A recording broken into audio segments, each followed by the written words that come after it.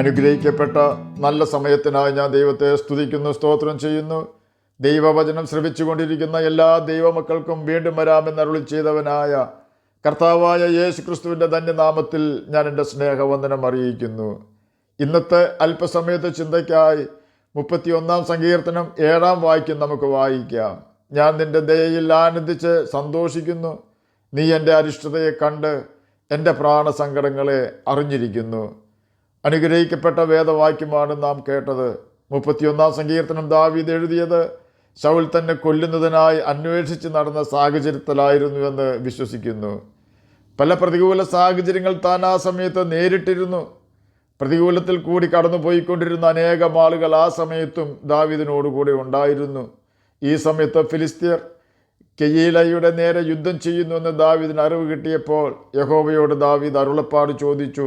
യഹോവ ദാവീദിനോട്, നീ ഫിലിസ്ത്യരുടെ നേരെ ചെന്ന് കെയീലയെ രക്ഷിക്കുക എന്ന് പറഞ്ഞപ്പോൾ ദാവീദും അവനോട് കൂടെയുള്ള 600 പേരും ഫിലിസ്ത്യരുടെ നേരെ ചെന്ന് കെയീലയെ രക്ഷിച്ചു. ഈ കാര്യം പറഞ്ഞ് ശൗൽ അവിടെയും ചെന്ന് ദാവീദിനെ കൊല്ലുവാൻ തീരുമാനിച്ചു. ഇത് മനസ്സിലാക്കിയ ദാവീദ് ദൈവത്തോട് അരുളപ്പാട് ചോദിച്ചു, കെയീല നിവാസികൾ എന്നെ ശൗലിനെ ഏൽപ്പിച്ചു കൊടുക്കുമോ എന്ന്. യഹോവ ദാവീദിനോട് പറഞ്ഞു, കെയീല നിവാസികൾ നിന്നെ ഏൽപ്പിച്ചു കൊടുക്കും. 1 ശമൂവേൽ 23 അധ്യായം 1 മുതൽ 13 വരെയുള്ള വാക്യങ്ങളിൽ ഇതിനെക്കുറിച്ച് രേഖപ്പെടുത്തിയിരിക്കുന്നു. ചുരുക്കി പറഞ്ഞാൽ ശൗലിന് ഫിലിസ്ത്യരെ ജയിക്കുവാനായി തൻ്റെ മുഴുവൻ പട്ടാളക്കാരും ഉണ്ടായിരുന്നിട്ടും സാധിക്കുന്നില്ല. എന്നാൽ ദാവീദിൻ്റെ കൂടെയുള്ള സാധുക്കളായ വെറും 600 പേരും ദാവീദും ഫിലിസ്ത്യരെ ജയിച്ച് കെയീലയെ രക്ഷിച്ചു. ഫിലിസ്ത്യരാൽ പരാജയപ്പെടുമായിരുന്ന കെയീലയെ ദാവീദ് രക്ഷിച്ചിട്ട് പോലും ദാവീദിന് അവിടെ നീതി ലഭിച്ചില്ല. കെയീല നിവാസികൾ ദാവീദിനെ ഏൽപ്പിച്ചു കൊടുക്കുമായിരുന്നു. എന്നാൽ അനേകം പ്രതികൂലത്തിൻ്റെ നാളുകൾ ദാവീദിൻ്റെ നേരെ വന്നുവെങ്കിലും അവിടെയെല്ലാം നല്ല സ്നേഹിതനായി യഹോവ അവനോട് കൂടെ ഉണ്ടായിരുന്നു. അവൻ്റെ നല്ല ബാല്യം മുതൽ ശൗൽ അവനെ നശിപ്പിക്കുവാൻ ശ്രമിച്ചു തുടങ്ങിയെങ്കിലും ഒരിക്കൽ പോലും ദൈവം ദാവീദിനെ അവൻ്റെ ശത്രുവിൻ്റെ കയ്യിൽ ഏൽപ്പിച്ചു കൊടുത്തില്ല. ഒരിക്കൽ പോലും ദാവീദ് ദൈവത്തോട് പരാതി പറഞ്ഞില്ല. ഒരിക്കൽ പോലും ദാവീദ് ദൈവത്തെ വിട്ടു മാറിയില്ല. ഒരിക്കൽ പോലും സഹായത്തിനായി യഹോവയെ അല്ലാതെ മറ്റു ശക്തികളിലേക്ക് ദാവീദ് തിരിഞ്ഞില്ല. കാരണം അവൻ്റെ ഏറ്റവും വലിയ പ്രതികൂലത്തിലും യഹോവ അവൻ്റെ പ്രാർത്ഥനയ്ക്ക് മറുപടി കൊടുക്കുമായിരുന്നു. അവൻ്റെ കൂടെ യഹോവ ഉണ്ടെന്ന് എല്ലാ സമയത്തും ദാവീദിന് അനുഭവിച്ചറിയുവാൻ കഴിയുമായിരുന്നു. അവൻ എവിടെയെല്ലാം ചെന്നുവോ അവിടെയെല്ലാം ദൈവത്തിൻ്റെ കരം അവന് അനുകൂലമായിരുന്നു.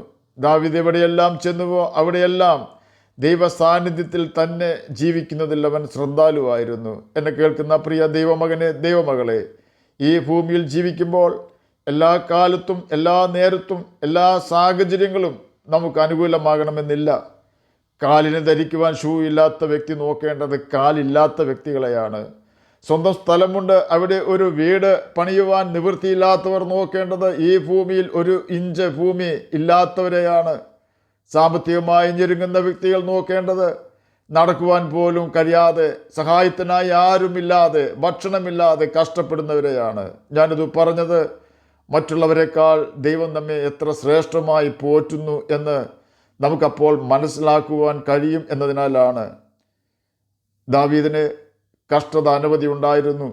എന്നാൽ ആ കഷ്ടത അവന് നിരാശയുണ്ടാക്കുന്നുണ്ടായിരുന്നില്ല. അതിൻ്റെ കാരണം 31 സങ്കീർത്തനം 7 വാക്യത്തിൽ നമുക്ക് കാണുവാൻ കഴിയും. അവിടെ രേഖപ്പെടുത്തിയിരിക്കുന്നത് ഇപ്രകാരമാണ്, നീ എൻ്റെ പ്രാണസങ്കടങ്ങളെ അറിഞ്ഞിരിക്കുന്നു.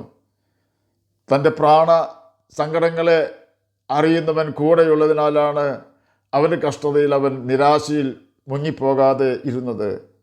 തെറ്റുകാരനായിട്ടല്ല അവൻ പ്രാണസങ്കടത്തിലായത്. ഒരു തെറ്റും ആ സമയത്ത് ദാവീദ് ചെയ്തിട്ടില്ല. ശൗലിനോ എൻ്റെ പട്ടാളക്കാർക്കോ ദാവീദിൻ്റെ പ്രാണസങ്കടം കണ്ടാൽ മനസ്സിലാവുകയില്ല. നമ്മുടെ പ്രാണസങ്കടം ആർക്കും മനസ്സിലാവുകയില്ല. കാരണമില്ലാതെ നമ്മെ പകയ്ക്കുന്നവർ എത്ര പേരാണെന്ന് നമുക്ക് എണ്ണുവാൻ കഴിയുകയില്ല. എന്നാൽ ആരെല്ലാം നമ്മുടെ പ്രാണസങ്കടം കണ്ടില്ലെങ്കിലും, ആരെല്ലാം നമ്മെ പകച്ചാലും നമ്മുടെ ഉള്ളത്തിൻ്റെ അവസ്ഥ, നമ്മുടെ പ്രാണസങ്കടവും ഉള്ളത്തിൻ്റെ അവസ്ഥയും കാണുന്ന ഒരു നല്ല കർത്താവ് നമുക്ക് സ്വർഗത്തിലുണ്ട്. അവനാണ് കർത്താവായ യേശു ക്രിസ്തു.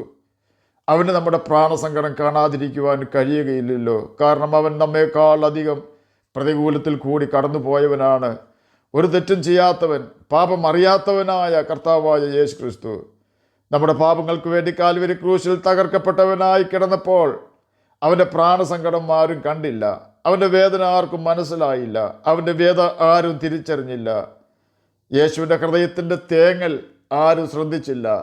താഴെ നിൽക്കുന്ന റോമൻ പടയാളികൾ യേശുവിൻ്റെ ചങ്കിലേക്ക് അവരുടെ മൂർച്ചയേറിയ കുന്തങ്ങൾ മത്സരിച്ച് കുത്തിയിറക്കിക്കൊണ്ടിരുന്നു. ഓരോ കുത്തിനും മേമ്പൊടിയെന്നോണം ആക്രോശവും ഉണ്ടായിരുന്നു. ആക്രോശം യഹൂദന്മാരുടേതായിരുന്നു. നീ ദൈവപുത്രനെങ്കിൽ കുരിശിൽ നിന്നും ഇറങ്ങി വാ, എന്നാൽ ഞങ്ങൾ നിന്നിൽ വിശ്വസിക്കാം. ഇതായിരുന്നു ആക്രോശം. തീർന്നില്ല, പരിഹാസവും ഉണ്ടായിരുന്നു. മറ്റുള്ളവരെ രക്ഷിച്ചു, തന്നെത്താൻ രക്ഷിപ്പാൻ കഴിയുന്നില്ല. എന്നാൽ ക്രൂശിലെ യേശുവിനെ വാക്കും ഭാഷണവും കൂടാതെ നമ്മോട് പറയുവാനുള്ളത്, ഞാൻ കുരിശിൽ നിന്നും ഇറങ്ങി വന്നാൽ നീ കുരിശിൽ കയറുകയും നിത്യനരകത്തിൽ എറിയപ്പെടുകയും ചെയ്യും എന്ന സന്ദേശമായിരുന്നു. ഒരു കണ്ണിനും അവനോട് കരുണ തോന്നിയില്ല. എന്നാൽ അവൻ്റെ കൈ തന്നെ യേശുവിന് രക്ഷ വരുത്തി. തൻ്റെ ജീവിതത്തിൽ നടന്നതെല്ലാം മനുഷ്യവർഗത്തിൻ്റെ പാപമോചനത്തിനും നിത്യനരകത്തിൽ നിന്നും മനുഷ്യവർഗത്തെ രക്ഷിക്കേണ്ടതിനും വേണ്ടിയായിരുന്നു. അവൻ്റെ കഷ്ടത കോടാനുകോടി പാപികളെ നരകത്തിൽ നിന്നും രക്ഷിച്ചു, ഇന്നും രക്ഷിച്ചു കൊണ്ടിരിക്കുന്നു. ദാവീദിന്റെ കഷ്ടത ദൈവം കാണുന്നുണ്ടായിരുന്നു, അറിയുന്നുണ്ടായിരുന്നു. എന്നാൽ എല്ലാ സമയത്തും ദൈവം പ്രതികരിക്കുകയില്ല. അത് അവൻ്റെ ദീർഘക്ഷമ മൂലമാണ്.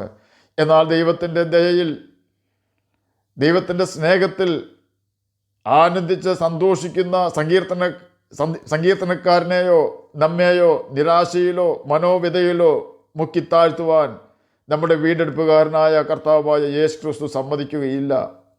ദൈവത്തിൻ്റെ ദയയിൽ, ദൈവത്തിൻ്റെ സ്നേഹത്തിൽ എങ്ങനെ സന്തോഷിക്കാമെന്ന് യേശു പഠിപ്പിച്ചിട്ടുണ്ട്. ഞാൻ എൻ്റെ പിതാവിൻ്റെ കൽപ്പനകളെ അനുസരിച്ചുകൊണ്ട് എൻ്റെ പിതാവിൻ്റെ സ്നേഹത്തിൽ വസിക്കുന്നത് പോലെ നിങ്ങൾ എൻ്റെ കൽപ്പനകളെ അനുസരിച്ചാൽ എൻ്റെ സ്നേഹത്തിൽ വസിക്കാം. ഇതാണ് ദൈവസ്നേഹത്തിൽ, ദൈവത്തിൻ്റെ ദയയിൽ സന്തോഷിക്കുവാനുള്ള വ്യവസ്ഥ. ദൈവം എല്ലാ കാര്യങ്ങളും വ്യവസ്ഥ പ്രകാരം ചെയ്യുന്നവനാണ്. നാം ദൈവത്തിൻ്റെ വചനം വ്യവസ്ഥ പ്രകാരം, നാം ദൈവത്തിൻ്റെ വചന വ്യവസ്ഥ പ്രകാരം ജീവിച്ചാൽ ശത്രു നമുക്ക് നേരെ വന്നേക്കാം. എന്നാൽ ഒരു വഴിയായി വരുന്ന ശത്രു പല വഴിയായി ഓടുക തന്നെ ചെയ്യും. ഈ ഭൂമിയിൽ തന്നെ സമാധാനത്തോടും സന്തോഷത്തോടും ജീവിക്കുവാനും മരണശേഷം ദൈവരാജ്യത്തിൽ ദൈവത്തോടൊപ്പം ജീവിക്കുവാനും ദൈവവചനം അനുസരിച്ചുകൊണ്ട് ദൈവസ്നേഹത്തിലും ദൈവത്തിൻ്റെ ദയയിലും സന്തോഷിക്കേണ്ടത് അത്യാവശ്യമാണ്. നെഹമ്യാവ് 8-ാം അധ്യായം 10-ാം വാക്യത്തിൽ പ്രകാരം രേഖപ്പെടുത്തിയിരിക്കുന്നു, യഹോവയെങ്കിലെ സന്തോഷം നിങ്ങളുടെ ബലം ആകുന്നുവല്ലോ. അതെ, ഇന്ന് ദൈവസ്നേഹത്തിൽ വസിച്ചാലേ മരണശേഷം നമുക്ക് ആ സ്നേഹം ലഭിക്കുകയുള്ളൂ. ആകയാൽ പുക പോലെ കടന്നു പോകുന്ന വെള്ളത്തിലെ കുമിള പോലെയുള്ള ഈ ലോക ജീവിതത്തിൽ നമ്മെ അറിയുന്നവനും നമ്മുടെ പ്രാണസങ്കടങ്ങൾ അറിയുന്നവനുമായ നമ്മുടെ വീണ്ടെടുപ്പുകാരനായ കർത്താവായ യേശുവിനോട് കൂടെ അവൻ്റെ വചനം അനുസരിച്ചുകൊണ്ട് നമുക്ക് ജീവിച്ച് നിത്യജീവൻ അവകാശികളായി തീരാം. അതിന് കർത്താവ് നമ്മെ സഹായിക്കട്ടെ എന്ന് പ്രാർത്ഥിച്ചുകൊണ്ട് ഞാൻ എൻ്റെ വാക്കുകളിൽ നിന്ന് വിരമിക്കുന്നു. നമുക്ക് പ്രാർത്ഥിക്കാം. ഞങ്ങളെ സ്നേഹിക്കുന്ന സ്വർഗീയ പിതാവേ, നല്ല വചനത്തിനായി അങ്ങയെ സ്തുതിക്കുന്നു, സ്തോത്രം ചെയ്യുന്നു. എന്നെ കേൾക്കുന്ന ഏതെങ്കിലും പ്രിയപ്പെട്ടവർ വ്യസനത്തിൽ ആയിരിക്കുന്നുവെങ്കിൽ അങ്ങ് അവരുടെ വ്യസനം മാറ്റിക്കൊടുക്കണമേ. വാർദ്ധക്യത്തിലായിരിക്കുന്ന പ്രിയപ്പെട്ടവർക്ക് വാർദ്ധക്യ സഹജമായ പ്രയാസങ്ങളിൽ നിന്നും മോചനം കൊടുക്കണമേ. അവരെ നിരാശ മാറ്റിക്കൊടുക്കണമേ, ധൈര്യം കൊടുക്കണമേ. പഠിക്കുന്ന കുഞ്ഞുങ്ങൾക്ക് പഠിക്കുവാനുള്ള ബുദ്ധിയും ജ്ഞാനവും ഓർമ്മശക്തിയും കൊടുക്കണമേ. പ്രാർത്ഥന കേട്ടതിനായി സ്തോത്രം, യേശുവിൻ്റെ നാമത്തിൽ തന്നെ ആമേൻ. കർത്താവ് എല്ലാവരെയും അനുഗ്രഹിക്കട്ടെ. സ്തോത്രം.